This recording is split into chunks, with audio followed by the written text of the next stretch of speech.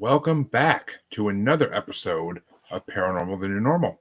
I'm your host, as always, Jeremy, here trying to make the world a little more normal. And like I said in my last show, we might actually achieve that a little bit today, so we'll see how it goes. But of course, I always have a guest to help me with this, and my guest today is Tim Kelly, author of Hidden History of Humanity and founder of Polytype Publishing, which if you listen to the last episode, two history episodes in a row. How awesome is that? We don't get to talk to that many people about history, and it's sad because, as you all know, I'm a huge lover of history, especially the topics we're going to be hitting on tonight. But first things first, Tim, how you doing? I'm doing quite well. How about yourself? Can't complain, can't complain. Two shows in one night. I'm a happy man. But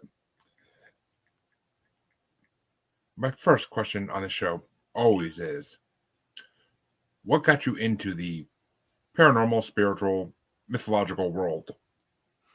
Okay, well, there's a little bit of a long story there, which I'll try to keep short. But when I was a young kid, I was actually very open-minded and was very open to the paranormal. I had actually done a little bit of research on the side.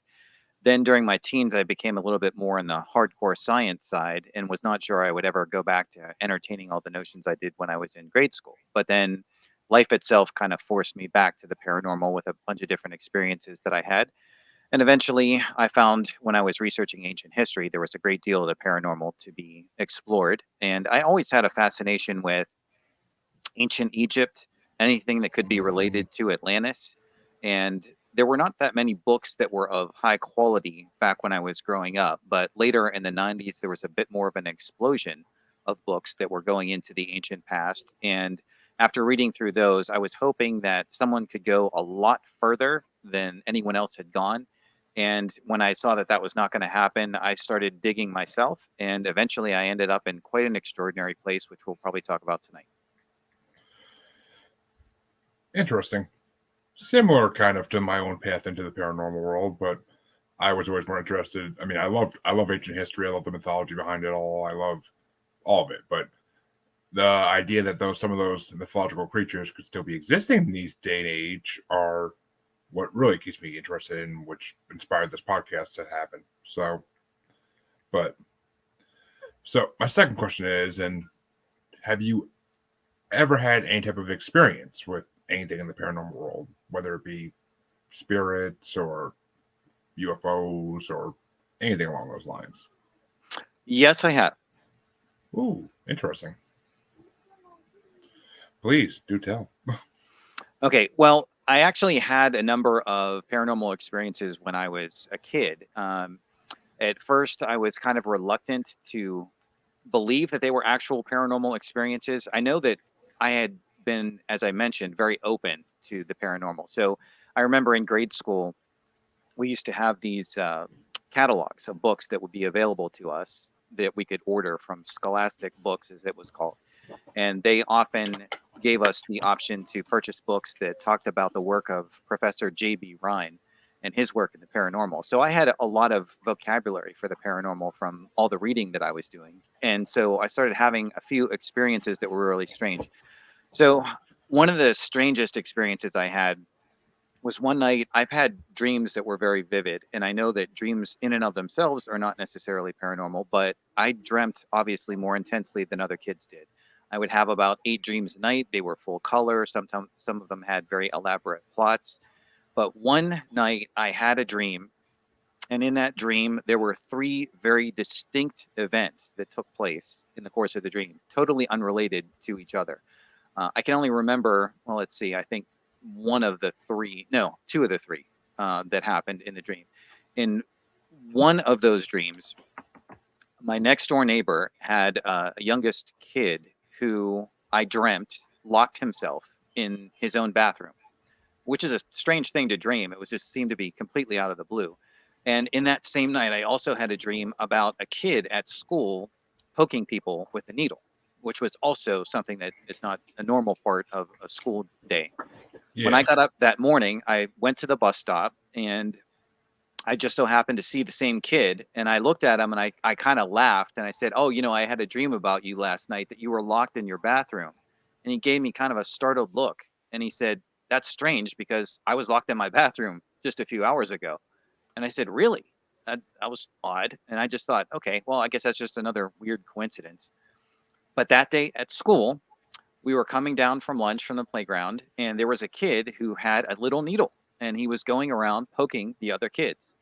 And so I thought, wow, I just apparently had a precognitive dream, because all three events that I had seen in the dream happened the very next day. And then I had a bunch of lucid dreams, and things were kind of quiet, I guess, on the paranormal front. I had a few things which you could argue were telepathy, but you could argue that it was just a coincidence. I remember one time someone was talking about a celebrity, and he thought he was gonna, fool all of us by asking how old the person was. So he said, "Guess how old this person was?" And he was thinking we were all going to say a pretty youthful age. And I looked at him, and the number 40 popped in my head, and I said, 40. And then he just looked at me, startled, like, "How did you know that?" And I said, "I don't know. The number just popped in my head." And I thought, okay, so that was another strange thing, because that happened to be how old the celebrity was. But when I was in college, I had a friend of mine who introduced me to Illusions by Richard Bach, and she was asking me if I had ever had an out of body experience. And, I was very dismissive of that. I said, "Oh, no, no, that's never happened to me before." And she would always give me this kind of enigmatic smile, like, "Oh, well, you're probably going to have one someday." And I was just thinking, okay, well, if you believe that, that's fine. It's never happened to me before.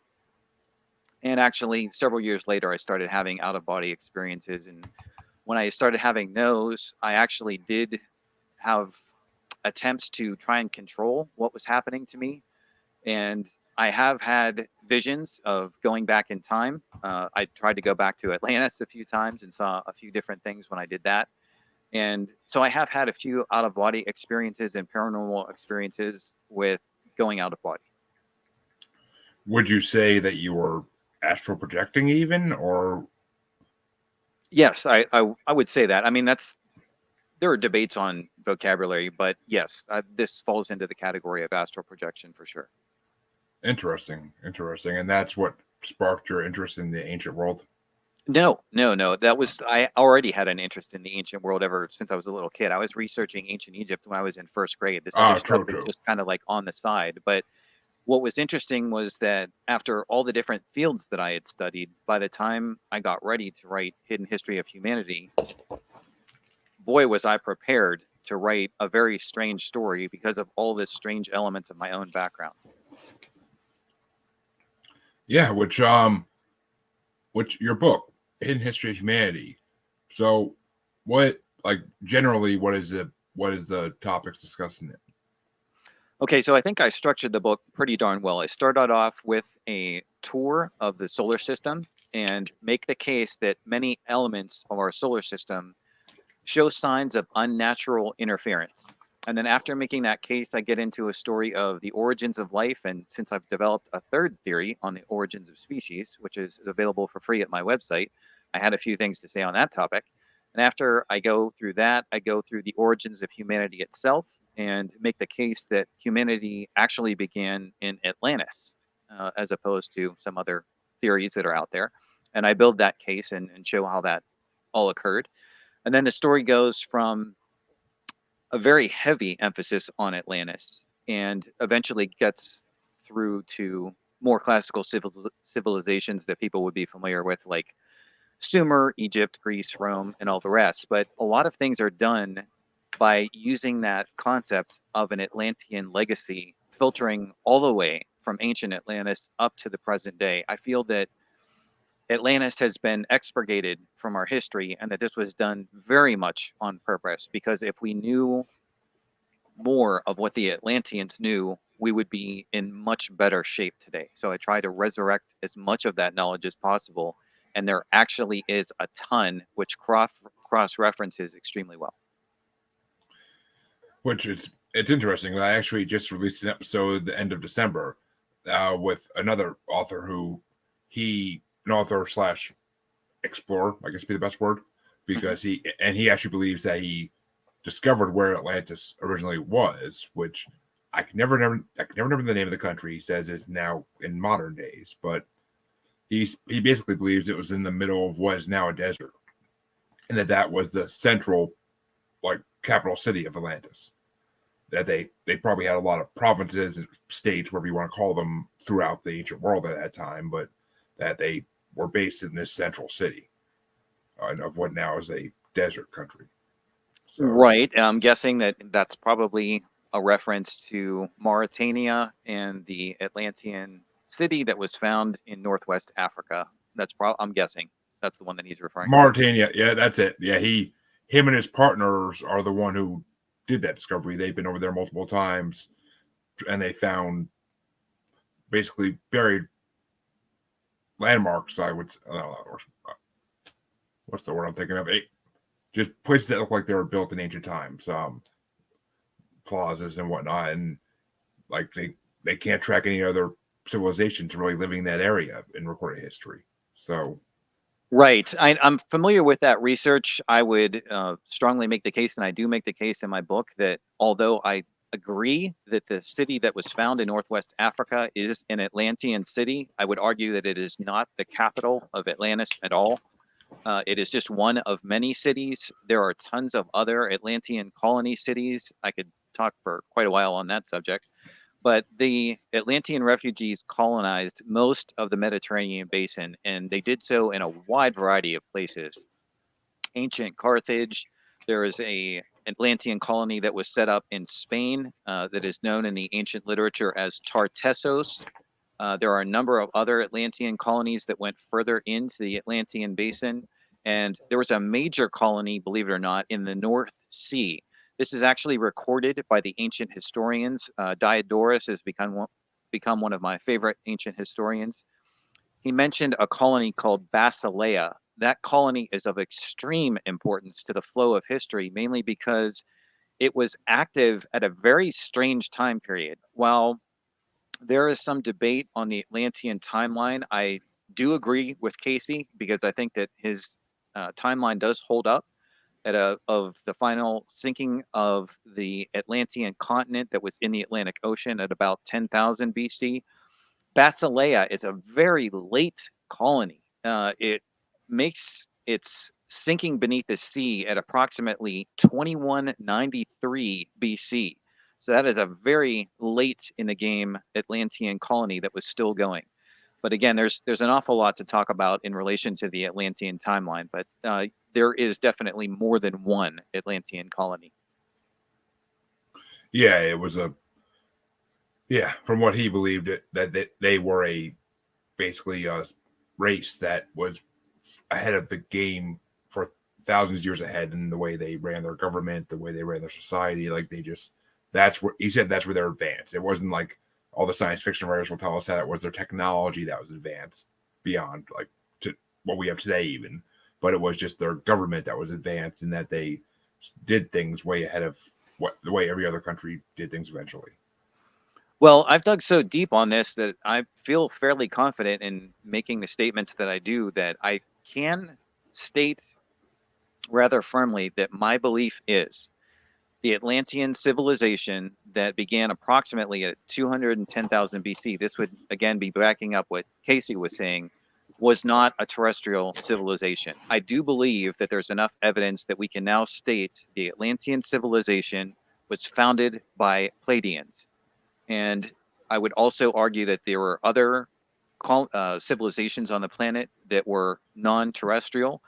This includes a group that colonized Lemuria, which was a continent that used to exist in the Indian Ocean, and another continent is sometimes referred to as Mu, that was in the Pacific Ocean, and that there was an alien civilization. I call them the Cyanians. They had elongated heads and they had blue-green skin. I know this part's really going to sound strange, but again, I'm very open to answering any questions along about some of this strange material. I also believe that these aliens were what are called simultaneous hermaphrodites that are capable of parthenogenesis. Now, in scientific terms, what that means is they had male and female characteristics and were capable of self-fertilization or virgin births. And that there was a third group, a reptilian group, that had an initial infusion prior to about 50,000 BC. And then they had a secondary infusion, clearly involved in the creation of the civilization in Sumer. But I also think that there's a strong case to be made that they arrived on a moon space station. I know I'm really putting myself out there for a lot of criticism by making the statement that the moon is a space station, but all of my research does back up the idea that what we call our moon is not at all a natural construct. It is actually an artificial space station. I think it may have arrived at about 11,000 BC. And there is, again, quite a bit of evidence to back that up, which I reference in the book. But I know I just said a lot, so I'm just going to pause for a sec. You did. But I mean, see, I've done an episode of my other paranormal show, and I actually mentioned it on this one as well, that I am a big fan of, well, one, that the moon is some kind of Death Star, for lack of a better word, because I mean, the fact that they shot a missile at it and it rang, which typically means something's hollow. Exactly.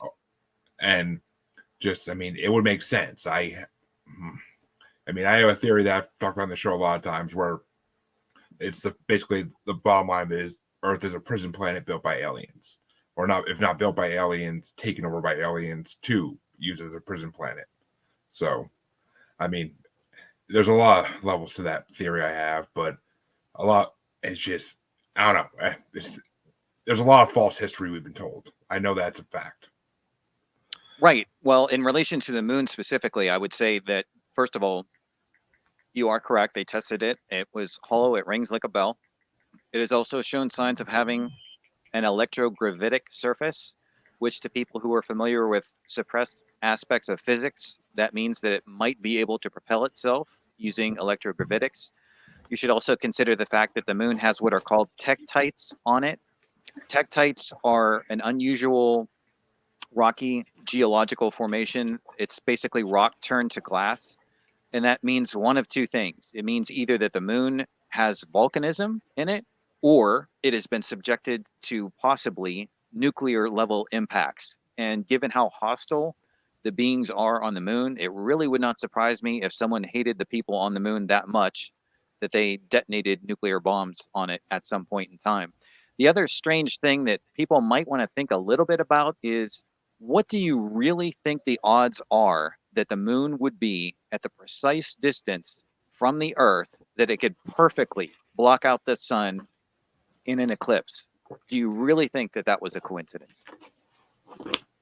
I never actually have thought about it, but that does seem a little strange, almost too strange. But I mean, I never actually thought about that. I'm amazed. I never came up with a conversation with somebody else before. Like, but yeah, that makes sense. I mean, and that's the other thing, because like people talk, like I have one of my co-hosts, my other show, is a big believer that we never went to the moon, that the moon landing's fake. But I can't go that way because I think it's real. And in the press conference after where they get back, the look on their faces is a look of, we saw something, but we can't talk about it because the government threatened us if we talk about it. So we're going to sit here nervously and answer these questions that don't really matter compared to what we know. Well, okay, on that very subject, since we're flowing along those lines, I will say that there was a video that was released a few months ago.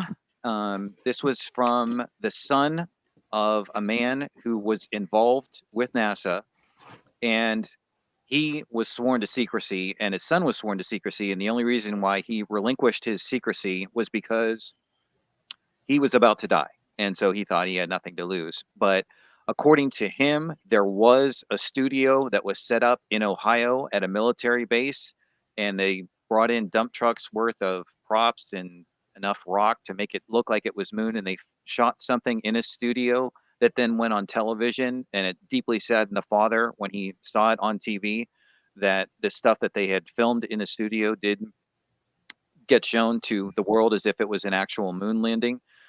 So I don't remember that individual's name, but that video was released, I think, within the last year or two. I don't know if people can still find it on beforeitsnews.com, but there is such a footage that was released. Although I did think that the internet got scrubbed of that like shortly after it went up, so I don't even know if people could still find it if it's out there.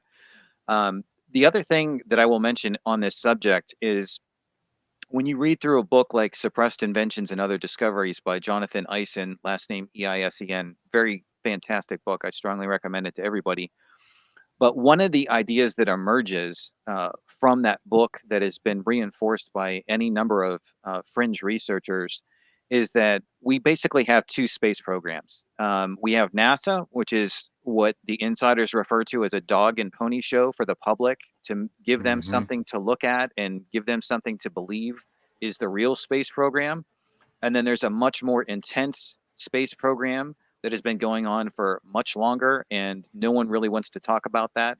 If you go through Suppressed Inventions and Other Discoveries, I just mentioned electrogravitics not that long ago, but there's a very famous researcher, well, famous to the suppressed community at least, not necessarily to mainstream history and science, but his name is T.T. Brown, and he pioneered electrogravitics, and he showed that it was possible with a strong enough electromagnetic field to basically create anti-gravity. This is not really speculative at all. We actually have fighter craft in the U.S. military that routinely use electrogravitics, so they're fully aware that this is totally valid. The public is just told some things and not told other things, but who knows how far that technology has gone in terms of enabling space travel. And of course, these are not the only forms of space travel, but I'm just responding to your statements in relation to Oh, what's of going course. on with the moon. Yeah, I mean, trust me, my show is all for freedom of opinions, freedom of speech. And if you disagree with me, all the better. I like it better when people disagree with me because it gives more of a oomph to things rather than just two people saying we agree the whole time. So, Right. which, so, but yeah, so back to Atlantis a little bit. You did, so you are a believer that there was ancient aliens that basically started Earth in a way. Yes, I was actually thinking that I might mention as a thematic concept to help bring people closer to this idea, the idea of the sacred grid, because I think if you focus on the concept of the sacred grid, it really is a fantastic, easy to work with gateway to understanding the paranormal history of our planet. So let's talk about that briefly. So sometimes I use the concept of cymatics to introduce the idea of the grid, just because cymatics is a great thing to talk about regardless. So Hans Jenny pioneered this field. It goes back far back in time, but he formalized it pretty much during the 20th century. So what was discovered a very long time ago is if you take, for example, a bunch of sand and you put it on a glass plate and you vibrate the plate a certain way, symmetric patterns will form. These will either be like fourfold symmetry or sixfold symmetry. There are tons of YouTube videos with cymatic imagery on them. I have tons of those links in my paper on confirmation theory, the third theory on the origin of species that I was just mentioning. So now that we have established that if you have a musical instrument and you project a certain frequency onto sand on a plate, you will get perfect arrangements of geometric shapes. Now expand that idea to the idea of a sun shining on a spherical crystalline planet. And then imagine a grid forming, an etheric grid. Okay, so now that you have that concept in your head for a second, I'm going to switch over to Plato's 5 famous Platonic solids. These are the tetrahedron, the hexahedron, also known as the cube, octahedron, pentagonal dodecahedron, and the 20-sided icosahedron. If you play role-playing games, then you know those as your dragon dice. Okay, so you can take those shapes and you can actually combine all of them into a single shape. I call that the omnihedron. The tetrahedron fits perfectly inside a cube. The cube can form a dual, it's a shape made from its shape, the octahedron. The cube can also have 8 of its points perfectly touch 8 points inside the pentagonal dodecahedron, which in and of itself can spontaneously link to the icosahedron. So all those shapes can be merged into one. So imagine that happening and imagining inflating to match the surface of the Earth. You would have a grid of lines on the Earth if you did that. But at the core of it would mainly be this central idea of the cube. So now, imagine a cube inserted into the sphere of the Earth. It would touch the Earth on 8 specific points.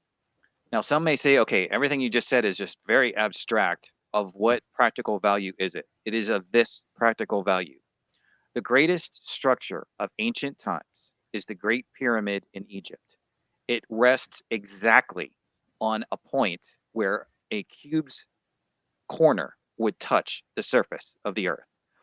Now, if you look at an atlas, and this is something anyone can do to verify what I'm about to say, look at the exact location of where the Great Pyramid in Egypt is in Giza and go exactly 90 degrees west. Because again, it's 360 degrees to go completely around a circle. 1/4 of that is 90 degrees. If you go 90 degrees west of the Great Pyramid in Egypt, you will land where I believe the capital of Atlantis truly was. That capital was called Poseidonis, and it is exactly where Edgar Cayce said it was located, which is around the area of Bimini in the Bermuda Triangle. And the theory here was that at these 8 points on the planet, each one of them was going to have a ringed city, was going to have a cubical temple of learning to lead people towards enlightenment, and each was going to have a great pyramid. It is my belief that there was a great pyramid also in Poseidonis, the capital of Atlantis, and that there was also a great pyramid in Mu, which is the continent that is now sunken in the Pacific Ocean, and that the Cyanians, as I call them, the people with the elongated heads and the blue skin, did have a great pyramid there, and they were teaching people things. There's a source I quote, Frank Joseph. He was, I guess, sort of a legacy to Edgar Cayce at his institute, and he stockpiled a lot of the information on Lemuria and Mu, and did talk about a temple of learning where they were going through the same types of degrees that they were probably going through in Atlantis.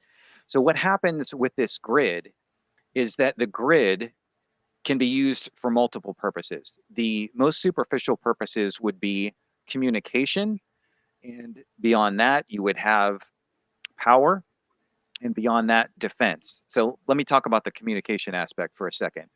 So part of the reason why the concept of the sacred grid became so popular in research was because researchers were finding all around the globe sacred sites. And when they connect all the sacred sites together, they all fall on a grid. So I give links to several options because there are debates on the precise shape of the grid, but it is safe to say that most of these sites do fall on a grid of lines. I'm going to make some reinforcing statements on that in a second. But the Pleiadian group was trying to tune this grid with positive energy. And then there was a negative group, the reptilian group, that was trying to tune this grid with negative energy. So we had one group was trying to do positive stuff with the grid. The other group was trying to do negative stuff with the grid. So how do we know this for sure? Okay, again, this is just a process of doing some elementary math. So we started with the Great Pyramid as a reference point. So if you use the Great Pyramid again as a reference point, go 120 degrees west of the Great Pyramid, and then go south down the line of longitude. Where do you hit? You hit exactly a pyramid called at the place called Tikal in Guatemala.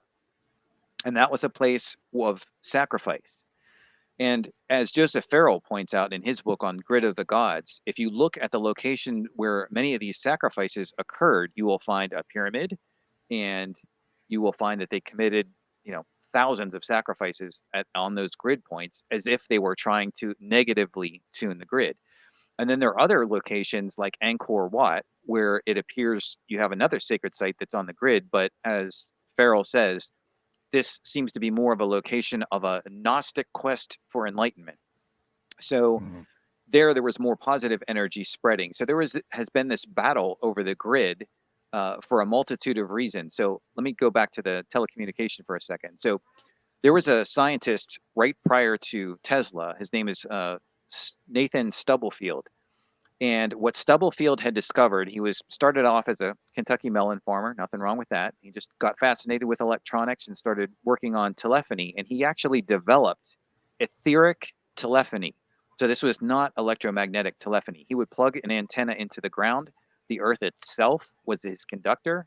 And he had clearer phone signals than the electromagnetic telephone system using his etheric system.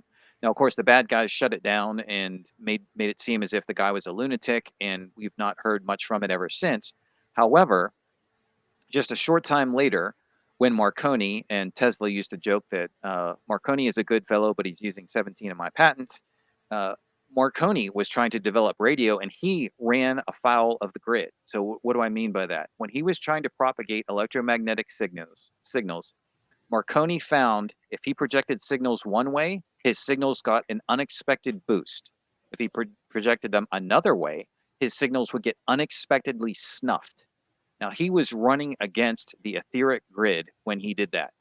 So, what we find with these so called temples, and there are different researchers, I have one cited in my book, who argues that a lot of these temples were located where they were located was because they were perfect communication hubs. You could use the etheric grid and you could have one person give a message and it would be received at the proper location because the grid conducted the message to it perfectly.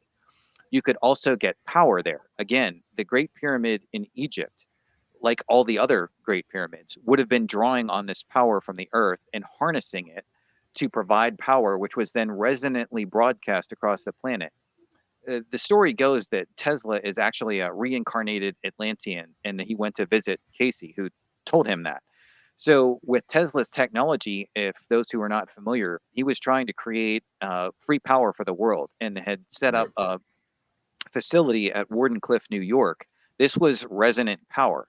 And I make the case that the Great Pyramid is what Tesla was trying to do, but a million times better because it had resonant broadcast capabilities. Although Tesla used a copper sphere at the top of his apparatus, the Great Pyramid uses what's called a pyramidion at the top of it. It was the crystal glowing capstone on top of the pyramid.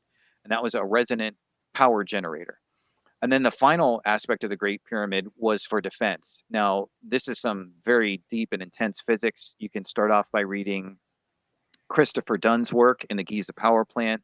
And then if you have the intellect for it and want to tackle it, you can go through the trilogy by Joseph Farrell, the Giza Death Star trilogy, and he goes into extreme physics of how the Great Pyramid worked, which I can also talk about as much as anyone wants to hear it. But basically, what the device could do, it could select a target, it could use a glorified form of interferometry and subnuclear annihilation for that target. It could just match that signature and overload it with so much energy, it could be destroyed. Now, that could be used positively for defense.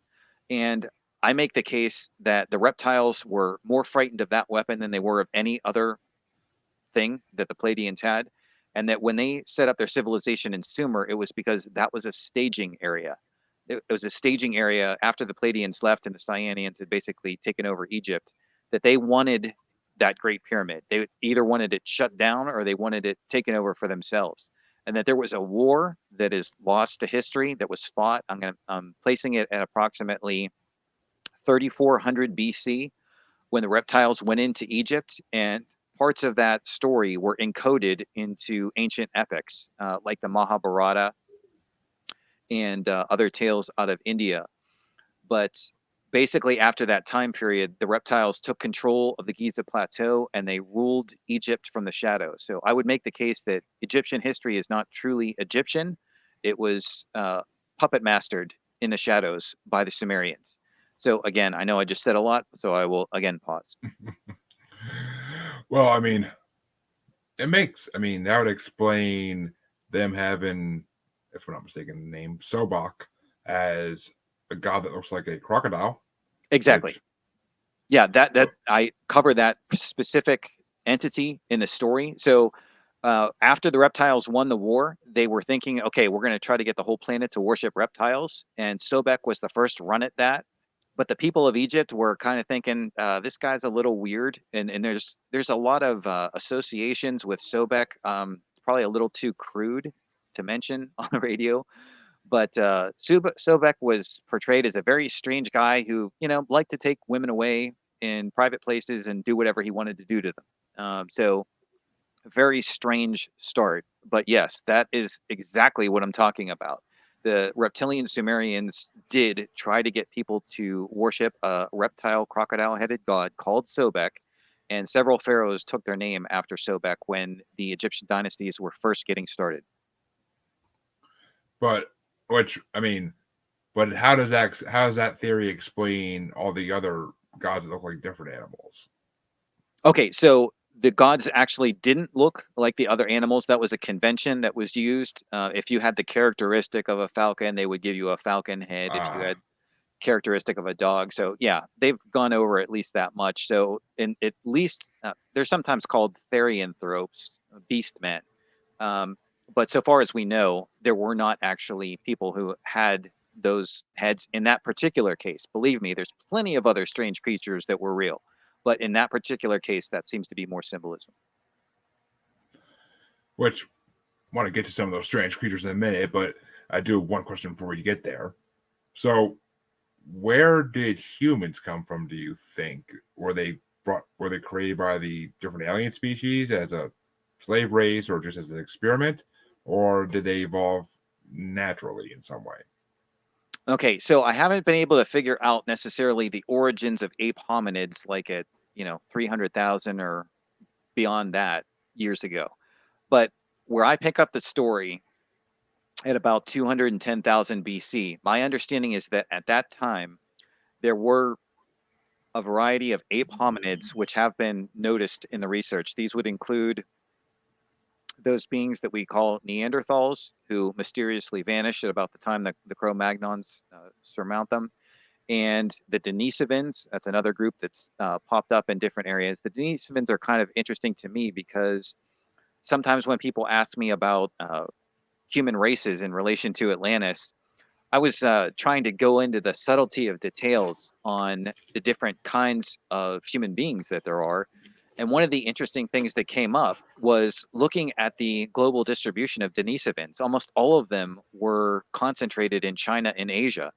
So it really makes me think that when humans were modified or upgraded from these ape hominids to human beings, which I would argue did take place in Atlantis, the Asian groups maybe looked a little bit different because they might have been upgraded Denisovans as opposed to upgraded Neanderthals. But I do make the case that in Atlantis, the primary races that we would think of, these would be black, brown, yellow, and white, were modified in labs by women that were known as Earth Mothers.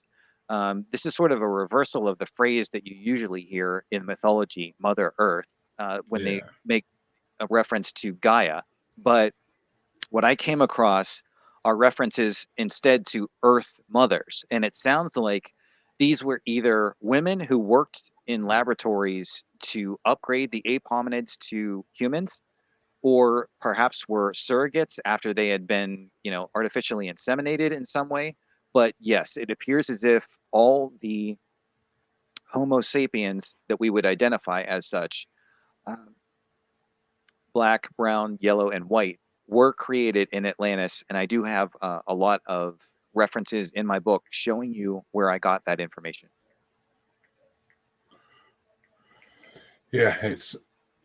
I mean, I can see that. I really can see that. I mean, I was always the biggest evolution supporter, but I can lately in the last decade or so, I've been leaning more towards extraterrestrial births, kind of in a way. Mhm. But let's get into those some of those strange creatures that they believed in these different ancient civilizations.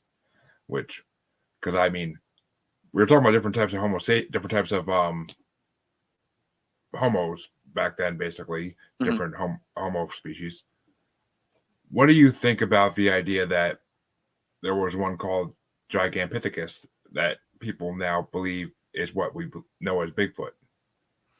So I'm hearing a lot of different stories on that. I know that again, I wouldn't call myself an expert on that particular field. I know there's a gentleman who's come forward and claims that he's part of the military and that he's interacted with one of these people, and he's told a story that does cross reference with a few other people that this group is an extraterrestrial species that is associated with, I don't know, perhaps prior catastrophes in our solar system, and that they arrived here and that they're just kind of like refugees who are stuck on our planet for now. According to his testimony, he says that the Earth has been a battleground between Pleiadians and reptiles, which I thought, oh, what a coincidence! I found the same thing.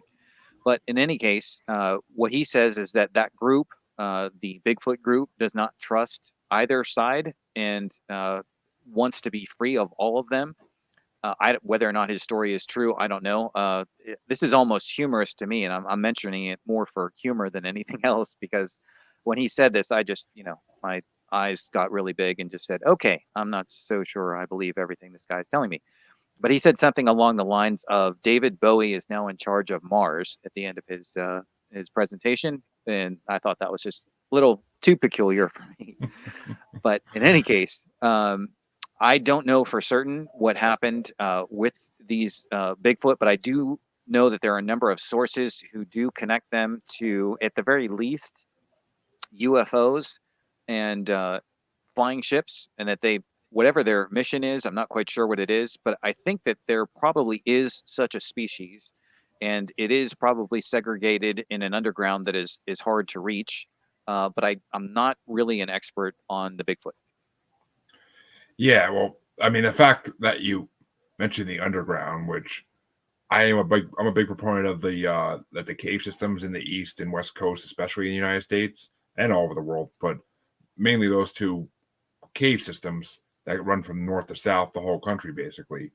Mhm. That those, I believe, I'm a big believer that that's where Bigfoot travel in. So they're not. That's why they're not seen all the time. Mhm. You only see them when they come out looking for food or something. Mhm. And it's also my theory for dogmen and some other cryptids as well, basically. Mhm. So, because it makes sense, it does that they would have a place they could travel in and hide. And I've heard reports from paranormal investigators of dogmen and even dragons, which that threw me for a loop. But dragons, like being sighted by Pennsylvania mines, which Mhm. those mines, I've talked to people who lived in Pennsylvania years ago, and their husbands or grandfathers were miners, and like you could get lost in those mines. They said people disappeared all the time, never coming out of the mines after they went in. So Yes, it's definitely. There's a lot of different stories. I know I'm in Arizona. They say that, don't go anywhere near the place called Superstition Mountains because, supposedly yes, any number of people have disappeared. And a friend of mine was telling me more about other areas where a lot of people are known to disappear. I know in relation to dragons, there are different theories on the true origin of the myth of the dragon. It wouldn't surprise me at all if the true origin of the myth of the dragon were these reptile species that came here, because they certainly seem to match the bill. Most of them were about 10 to 13 feet tall and did appear very reptilian, and some of them did have wings and could fly. I'm not so sure about the breathing fire part, but they're pretty darn close in the general look of a dragon.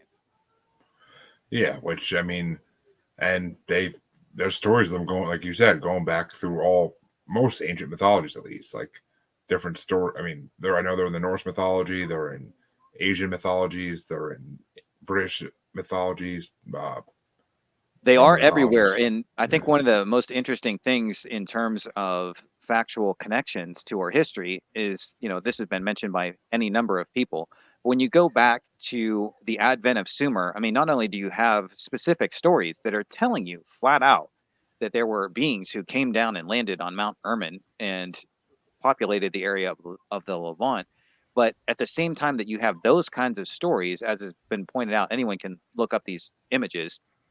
There is the Ubaid culture, which keeps showing these images of reptilian beings.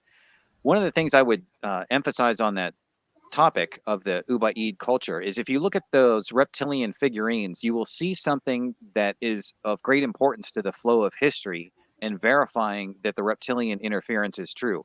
And what that is look at the shape of the eyes, because that's very important and very telling. So in those figurines, you will see eyes that if you go from the inside of the eye to the out, it slopes up. That is not a normal human trait. And you will find, as I track in the story, some of the reptilian hybrids retained that trait of upsloping eyes. I also make some curious comments about how strange it was that Stan Lee, who was supposedly a 33rd degree Freemason in How to Draw Art the Marvel Way, recommends that everyone draw their heroes with their eyes sloping up and back. Very odd. Again, normal human beings have their eyes in an even straight line across, and it was Yeah. apparently only these hybrids that had this strangely sloping eyes.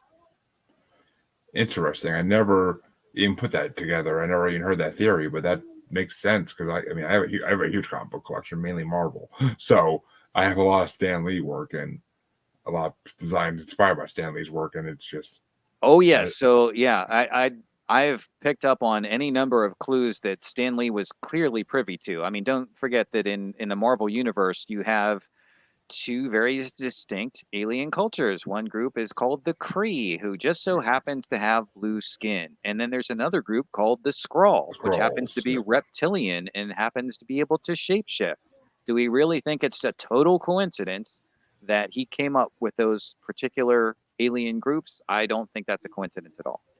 No, it really isn't. I thought about that before, actually, with those alien groups, but I just never pinned it on Stan Lee. I just thought it was like a Marvel thing. But Stan Lee, that does make sense because he did create both those. And I mean, it also lends credence to the fact that they had the Brood, which are an insectoid alien species, which there's been reports of that as well to some degree. Yeah, at first I think I was trying to give Stan Lee the benefit of the doubt, but then when I was reading one of the issues of the Avengers. I think it was written by Steve Englehart. I'm not sure, but it was one where they were talking about an alternate universe, and there was the Serpent Crown of Lemuria, and a Yep. whole bunch of other things that were very explicit references. At that point, I was like, okay, this is no longer a coincidence. He's clearly aware of what's going on. Another thing that stands out to me a little bit with Stan Lee are these hand signals. If you know the secret societies, you know that they're really into these hand signals. And one of their Yeah. favorite things is to have the two fingers in the middle down and the other two sticking up. Well, Spider-Man uses that when he shoots a web. We have Yep. we have Doctor Strange using that when he's casting magic. This is just happens over and over again. I think a real tip off for me too. I just caught this one. I've probably watched this cartoon a zillion times, but I was just kind of smiling at it. Another one of the secret society symbols that they use is the hidden hand. So you'll have these famous historical figures who will be standing there wearing a coat or a jacket, and their hand is inserted inside the coat as to hide one hand.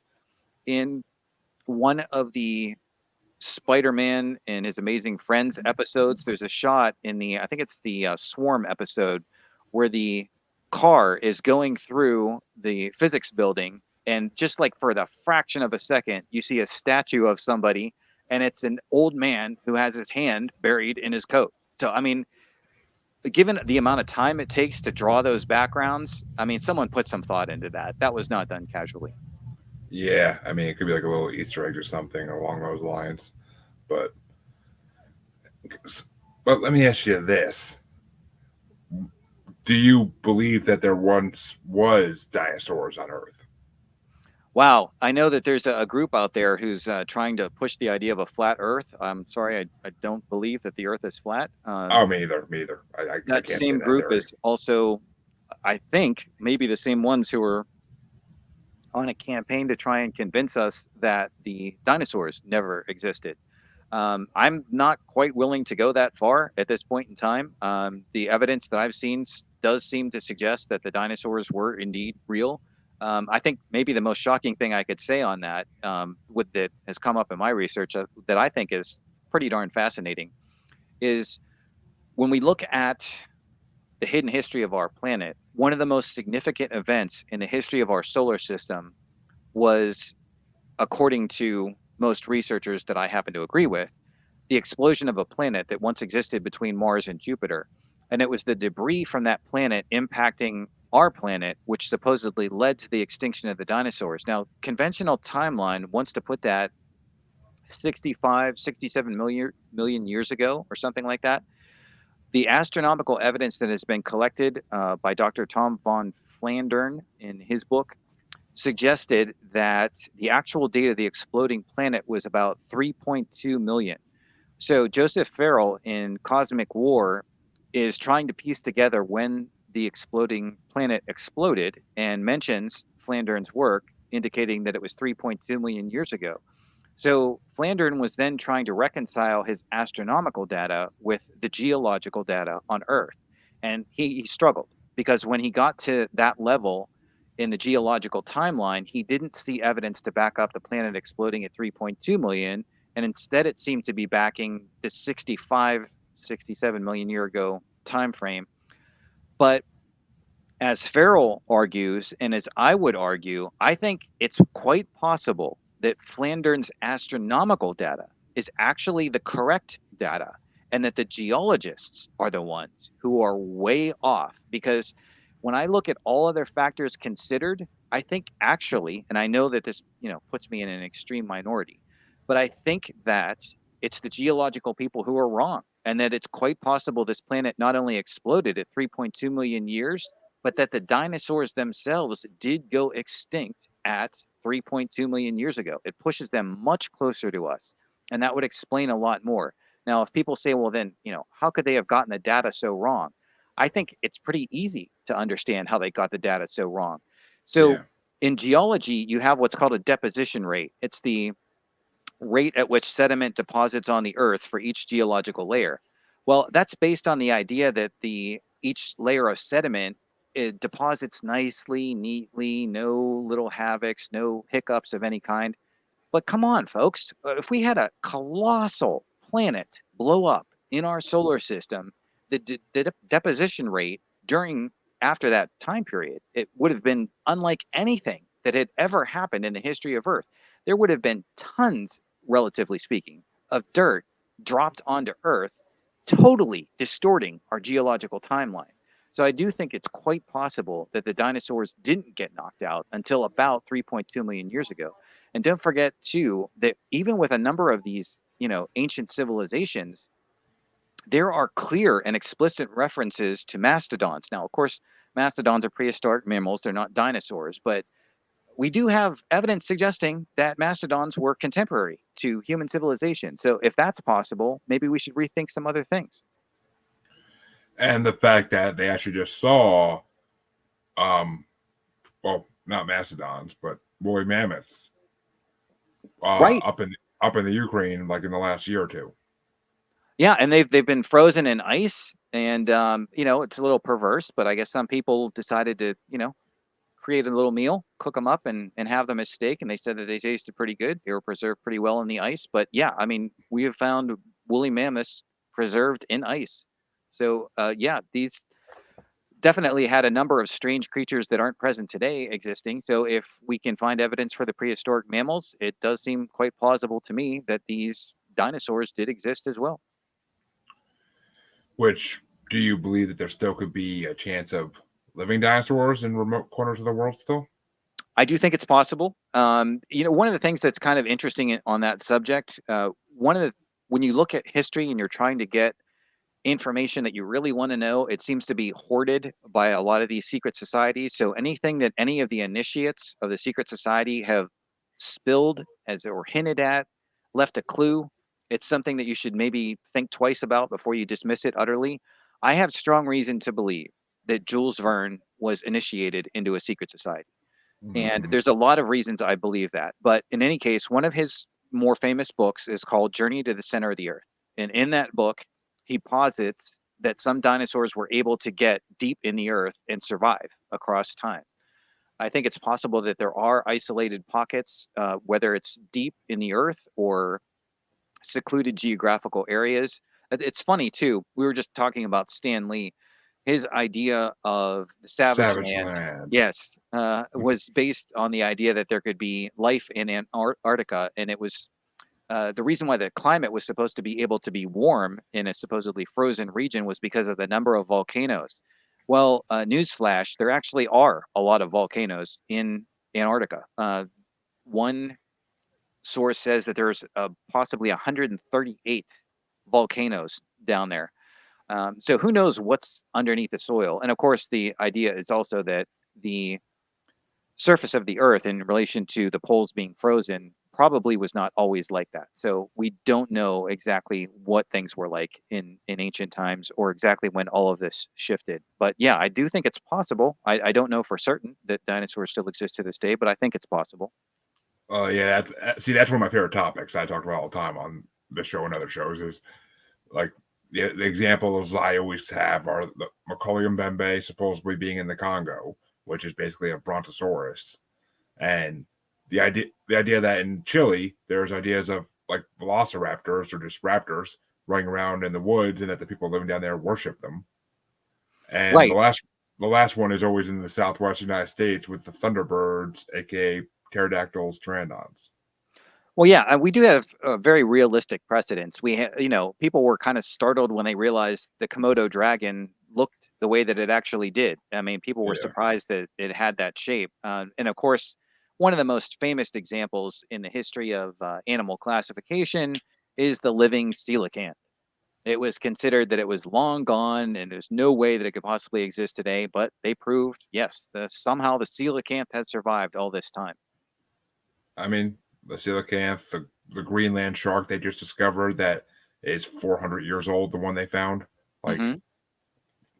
these species can live a lot longer than we think they can. I mean, and let's not forget all the sea and lake and loch monsters that supposedly exist, and which I highly believe do exist. There's been enough evidence, but they're leftover dinosaurs as well in a way. So, I mean, Another they're interesting animal to think about is the sarush. Joseph Farrell mentioned that one. So if you look at the famous Istar Gate in the Middle East, you'll see that this animal was carved on the Istar Gate. It's called the sarush. It looks like, almost like a griffin. It's a composite of multiple animals, and it's shown side by side with an auric. Uh, Auric is a animal that's not very well known today, Auroch, but it was very widespread, and people acknowledged that the Auric was, very real and used to be as real as an auk. But in any case, the Sarush is a very strange looking animal, and one of the comments that was made in relation to it was, if it was such a fictitious animal, why is it that every depiction of the Sarush, no matter where it is, looks the same? I mean, if people were mhm, making it up, how come it's so accurate, just like every other real animal that has been depicted in artwork? exactly. I mean, same as I mean, it goes back to Bigfoot, kind of like how native cultures all over the world talk about big hairy men, where they were like the Native Americans and they traded with them or went to war with them sometimes, depending on which ones you ran into. But I mean, and all over the world, I mean, there's a version of Bigfoot in every country, basically, or at least every Yeah. big country. Yes, I make the case in my book, although this is not directly related to Bigfoot, but indirectly related to the subject of giants. The Sumerians created a number of giant hybrids. There were the Nephilim, who were basically pawns of the reptilians, but they in turn created pawns that were known for quite a bit of time in Asia.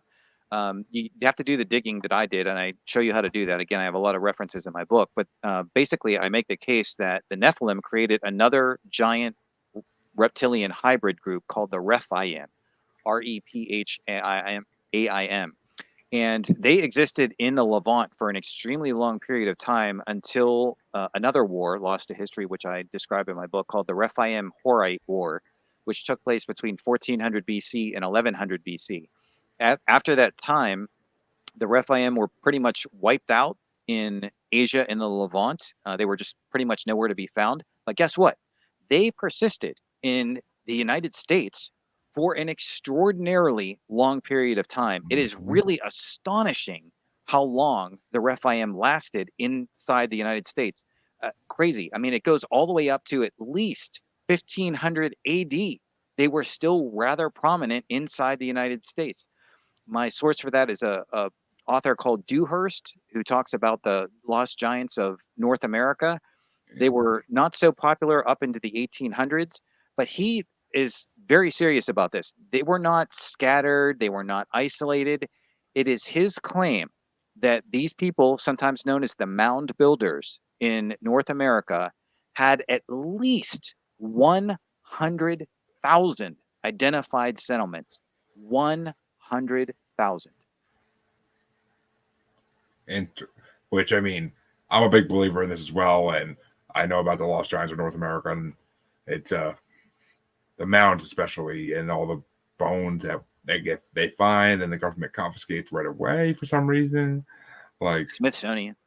Smithsonian. Yeah, I mean, but yet you go to the Smithsonian, you can't really like see them all. They're all hidden in the back somewhere or in Well, that's their some. purpose. They're a Yeah, vacuum cleaner, and they're going. If you had to guess, you that last scene in Raiders of the Lost Ark that everyone always makes a comment on. I mean, that's the Smithsonian. yeah. I mean, I've heard Area 51 too, but yeah, Yeah. but yeah. I mean, I'm a big believer that giants exist in North America, and not just the Cardiff giant that they try to fake on. But I mean, there's been discoveries of giants, all bones, and but where are all the ruins for these civilizations? That's the thing I wonder. The ruins.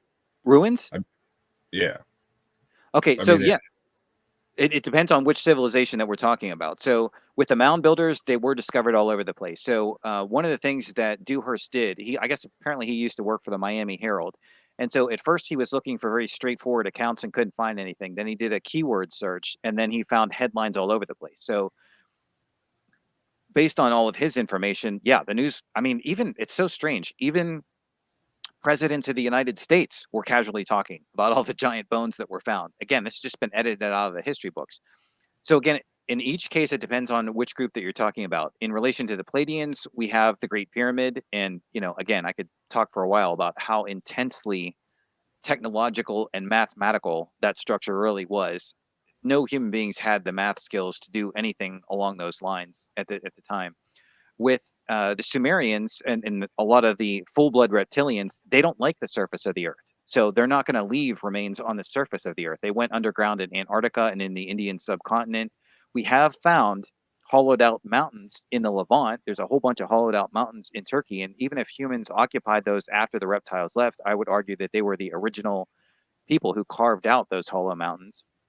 As far as the Cyanians go, I believe that they were initially amphibious. I think they had an evolutionary track that started out as cephalopods in the sea, and then they evolved to amphibian humanoids and kept evolving after that, depending on circumstances. But I think in the case of the Cyanians who were in Giza, I make a reference to Bushby's book, Secret in the Bible, and even Herodotus, way back in ancient Greece, had gone underneath the Giza Plateau, and he saw that there were tons of rooms. I mean, he saw more than 1,500 rooms, and one of his guides said that there was a lot more that he is not allowed to see. There was a full-blown, very elaborate underground city underneath Giza that people have ventured to. And it's, again, not reported to the public. There is underground subways and things like that. So the ruins are there. They're just not talked about. Another thing that Bushby mentioned are all the ancient artifacts that were discovered and also not shared with the public. Some of that stuff is very dark, which proves my point that these people were involved in dark aspects of the paranormal, like devil worship and communing with demons and stuff like that. Very specifically on that subject, there were a lot of black mirrors that were discovered. I don't want to necessarily get too deep into that topic, but it's very dark stuff. But they did have a bunch of artifacts that were discovered in the pyramids and have been kept from people. There are stones, gemstones that light up with fluorescent light. Some people consider that fringe. Some people consider that normal. So, I mean, it's up to you how you want to view it. It's just stuff that you're not necessarily familiar with. The Arks of the Covenant. Um, in the last podcast I was doing, someone said something similar to what you just said about, ruins or artifacts and stuff like that. And I said to him, yeah, well, take a closer look at the teraphim, because that's something that a lot of people aren't necessarily familiar with. But R.A. Boulay in Flying Serpents and Dragons spoke a lot about the teraphim. So the teraphim were like idols, but what Boulay argues, and it's actually backed up strangely enough at Wikipedia of all places, is that these idols were crystal radio sets. They were ancient telecommunication devices. So in ancient writings, they're referenced quite thoroughly. But again, we have to keep in mind who's writing our history textbooks. They're finding this stuff. yeah, They're editing it out of the textbook. So the evidence is there. You just have to dig deep. And, again, I try to provide enough references that you can dig up some of this stuff and see what I saw. yeah. I mean, false history is well widespread throughout this world, and it's sad. But because the things we could know if we only knew we knew them, you know. But well, Definitely. The Atlantean civilization, like I said, they did a lot of positive stuff that I talk about in my book. And some of that I think we can bring back today. One of the most important ideas in regards to that is in relation to the limestone cycle. The limestone cycle is nothing paranormal, and yet if we fully appreciated it, we could have a completely different civilization. Because the limestone cycle, if you harmonize with it, that gives you ideal water, which I make the case the Atlanteans had, ideal sanitation, it gives you ideal shelter, ideal food, it gives you light via a form of limelight, which would have been cold, full spectrum phosphorescence. There are so many different things that we can bring back. And again, there is a possibility that we can do that if we follow up these leads. Exactly. But going to give you one last question, and then I think we'll wrap it up because it is Okay. already over an hour at this point. But definitely going to be on for part 2 at some point. But you mentioned demons though, and devil, which if you, I mean, a lot of people, that's the, like for myself even, that's the reason I stopped believing in like the whole God devil archetype of that religions put on us. Because I mean, if aliens helped like settle and create the earth, why would there be a god or a devil? Like, unless they are just aliens of some kind. Okay. So what eventually you have to kind of confront this because it's part of history and it's part of existence. So what I came to eventually was the idea of reality existing on multiple frequencies or octaves. The example that's very commonly used is a radio station where you have different stations that are broadcasting at different frequencies. If you look up in the sky, you're not going to see any one of them. They're all there. They're broadcasting invisibly. In order for you to perceive the signals, you have to be attuned to that frequency. So where we are led is that there are octaves of reality. On higher frequency octaves of reality are more positive beings. And on the highest frequency of all, in my worldview, is the supreme positive being, which would be the equivalent of God for most people. Similarly, there are lower frequencies of existence. And at the lowest frequency of existence is apparently a leader that we call the devil. And when a lot of these peoples were playing with the grid and communing with these demons, they were accessing lower frequencies. So we all have energy that flows up and down our spines, culminating in what you've heard, I'm sure, many times, the third eye. And you can channel that energy up the spine positively or negatively. You can channel it and attune to a higher frequency or to a lower frequency.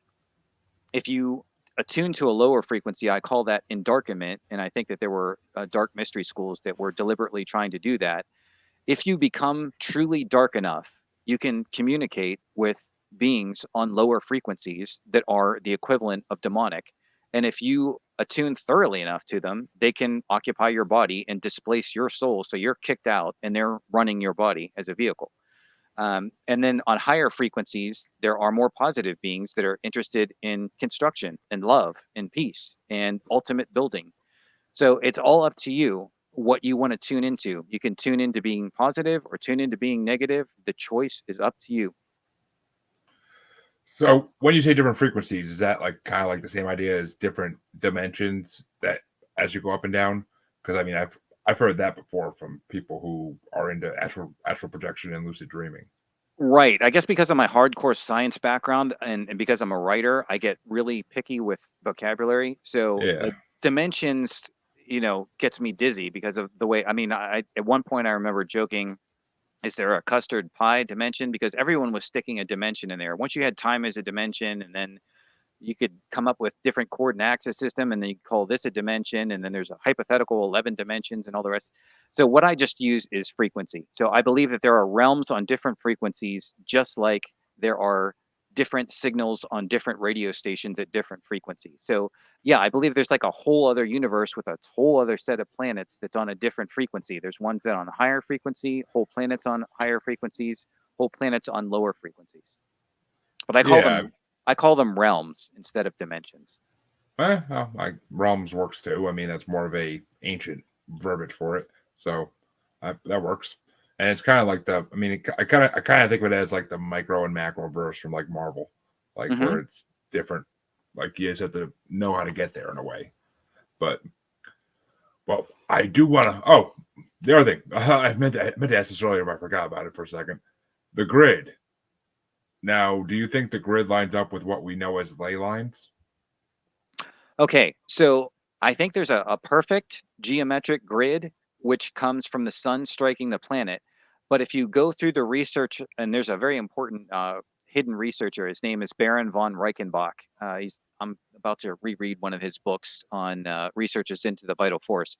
But one of the things that he did in his research, there's a chapter on him in Lost Science by Jerry Vassalados, one of the first chapters. He talks about different things that attract ether. And among the things that attract ether are metals and ores. Magnets strongly attract it, and crystals attract ores. And ether is a little bit of a wanderer. So what happens is that you have a pure geometric grid of precise angles and lines, but then depending on what's embedded in the Earth's crust, like metals and crystals and things like that, the ether can wander from the pure geometric grid along certain lines. But the reality of the grid, I'll just mention this one because it was another part of the reality of the grid that came up in the ancient research. When R.A. Boulay in Flying Serpents and Dragons was talking about the grid, one of his comments was the following. One of the most famous oracles of all time was the Oracle of Apollo at Delphi. If you find Mm-hmm. that location on a map, and then you find the place where another oracle was located at a place called Dodona, and then you find thirdly Jerusalem, all three connect in a straight line. Interesting. Which, I mean, I have been there, well, at least computer generatedly in Assassin's Creed games. But other than that, I mean, obviously I've never been there actually, because I believe they know where it is though in Greece, right? Know where what is? The first oracle you mentioned, the one that's Oracle at Delphi on Delos. Yeah. Okay. Yeah, I thought they knew where that was nowadays, but it's just haven't looked into it. I haven't looked into this stuff in a little while, but yeah. So yeah, I mean, like I think part of that grid was probably like the way the pyramids line up. I think that probably most likely is what we consider ley lines, which is used in every science fiction trope known to man nowadays. But yeah, I definitely will have to get you back on at some point, Tim. There is so much more we could talk about that has even been touched on. So you are quite correct, and I will welcome the opportunity. And I thank you for this opportunity. Oh, it's been my pleasure. I love talking ancient civilizations and theories on why things exist. So it's just, to me, it's fun. It's just fun to go back and forth like that. Absolutely. But tell my audience where they could find your book and where they could find all the books that your printing company does. So if you go to the duckduckgo.com search engine and you enter Polytope Press, Polytope, Polytope, space, obviously, press. My website will be the first one that comes up, and there are books there such as Natural Healing, Self-Empowerment, Hidden History of Humanity, and several more. And I encourage people to visit and look at all the products that are there and shoot me a line and let me know what you think, please. Yes, and I may have to get a copy of your book because I'm dying to read it now. Like it's right up my alley. And my two loves combined of ancient history and paranormal. So yeah, I'd love to get your feedback and maybe get a review. Oh, of course I'll give you a review. But all my listeners, you can find me on Facebook under Paranormal the New Normal. Just search it, you'll find it.